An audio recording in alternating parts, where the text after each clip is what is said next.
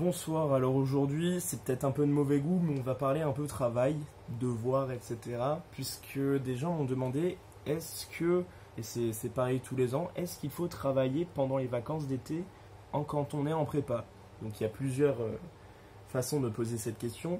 Est-ce qu'on travaille pendant les vacances d'été avant de rentrer en première année de prépa, entre la première année et la deuxième année de prépa, et c'est tout. Et pareil, c'est valable aussi si on fait 5 demi.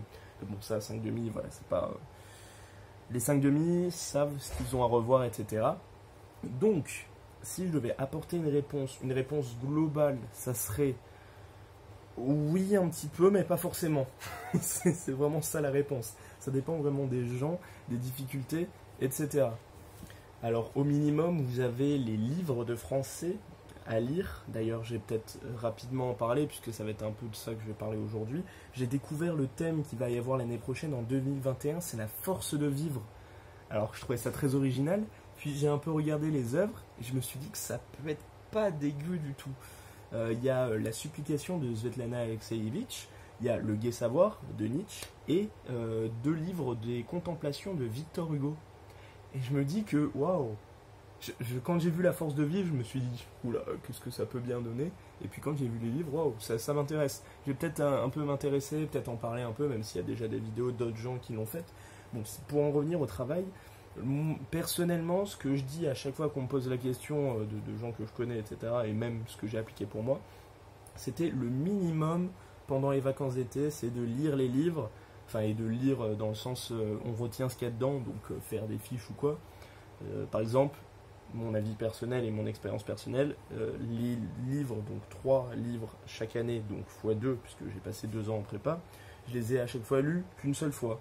Mais j'ai fait des fiches, etc., pour m'en rappeler et pour pas avoir à perdre du temps, entre guillemets, non pas parce que ça me fait pas plaisir, mais parce que j'ai pas spécialement le temps, d'où la définition de pas avoir le temps, de relire les livres, et j'ai juste fait des fiches assez détaillées pour ne pas avoir besoin de faire ça et juste chercher des refs dans mes fiches. Mais je pourrais peut-être vous faire une vidéo sur comment faire des fiches. On m'a déjà posé la question, mais c'est plus délicat et personnel, mais dites-moi dans les commentaires si ça vous chauffe.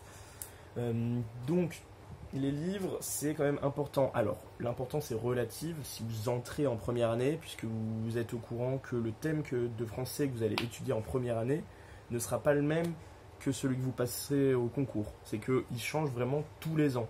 C'est pas un thème que vous gardez pendant 2 ans, un peu à la façon du TIPE. C'est différent. Donc il y en a qui forcément n'aiment pas lire, n'aiment pas le français, n'aiment pas la philo ni rien. Ils vont absolument rien lire quand ils entrent en première année.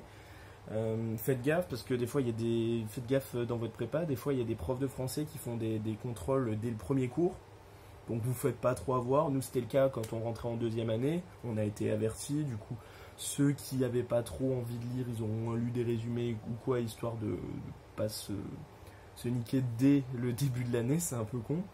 Mais du coup, en tout cas, en vacances entre première et 2e année, c'est vraiment là où je trouve que c'est nécessaire de lire les livres, ou au moins de lire des résumés, même si souvent l'énergie que vous passez à chercher des résumés et le temps aussi que vous passez à faire ça, etc., et essayer de comprendre le tout, c'est presque des fois plus long que de lire tout simplement le livre et de le comprendre. Après, il y a des gens qui n'aiment pas lire ou qui n'arrivent pas à lire des livres et à les comprendre.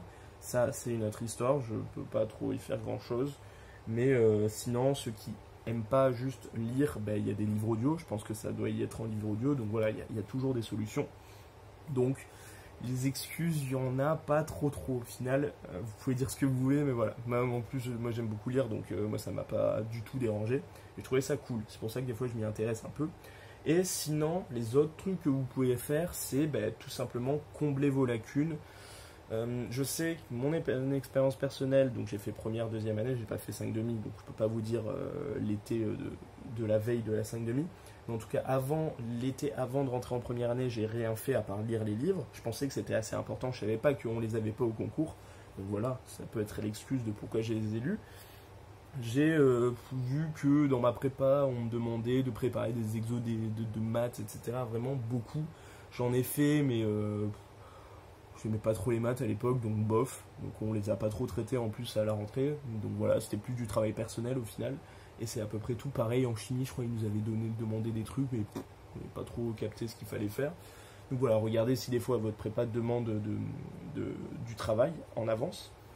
Mais sinon, avant la première année de prépa, souvent, en fait, vous allez prendre le rythme dès le début de la prépa. C'est toujours bien de travailler, mais ça sert à rien de s'éreinter déjà avant de rentrer en prépa.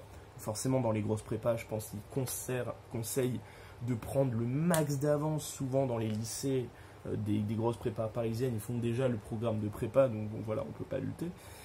Mais sinon, c'est surtout plutôt entre la première et deuxième année de prépa où vous avez passé un an en prépa, vous savez où vous avez merdé, vous savez ce que vous n'avez pas révisé, vous savez ce que vous connaissez, etc.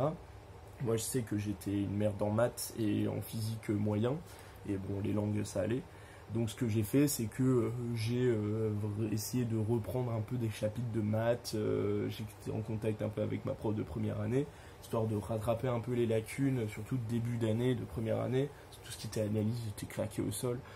Donc voilà, donc c'est ce que j'ai fait. Et puis quand je suis rentré en deuxième année, j'étais à fond en maths. Donc je sais pas si c'est l'évolution normale ou si c'est grâce au travail relatif. Enfin, j'ai pas passé 5 heures par jour non plus, hein. C'était quelques heures par semaine peut-être, à peine. Mais ça suffit peut-être, c'est peut-être grâce à ça que j'ai pu avoir un niveau plus que suffisant en maths en deuxième année. Peut-être, je sais pas où, c'est juste mon intérêt qui a augmenté de façon naturelle. Et en physique, je crois que j'ai essayé de faire le mec chaud. J'avais avancé 1 ou 2 chapitres, je crois. Mais sauf que après, j'ai eu la flemme de les travailler. Donc au final, je suis revenu comme tout le monde. Donc voilà, la flemme a vite repris le dessus à ce niveau-là. Donc voilà. Mais après, si vous êtes travailleur, vous êtes motivé, que vous êtes sérieux, avancez-vous, travaillez pendant l'été, hein, ça pourra que vous être bénéfique au niveau des concours, je pense. Après, il faut aussi, voilà, passer du temps à rien faire. Ça prend du temps de rien faire, c'est fatigant de rien faire, c'est con à dire, mais changez-vous les idées, aérez-vous un peu l'esprit. Voilà, je pense que j'ai un peu tout dit. Posez-moi encore des questions si vous avez des choses que vous n'avez pas compris ou que vous voulez me demander en plus. Voilà, donc bossez stratégiquement, mais pas non plus tout l'été, parce que vous serez bouffé quand même une année entière de travail intense, plus ou moins intense. Voilà, laissez reposer un peu votre cerveau, changez-vous les idées. Si vous avez la chance de partir en vacances, faites-le. Et puis voilà, profitez un petit peu avant la reprise, qui est proche maintenant, moins d'un mois. Voilà, courage, il reste encore 1 an, voire 2 ans avant mon concours peut-être. Donc voilà. Soyez un peu sérieux, mais soyez intelligent aussi pour pas le lâcher. Parce que les burn-out, ça arrive facilement aussi en prépa. Donc voilà. Courage à vous et bonnes vacances. On est toujours en vacances. Allez, ciao.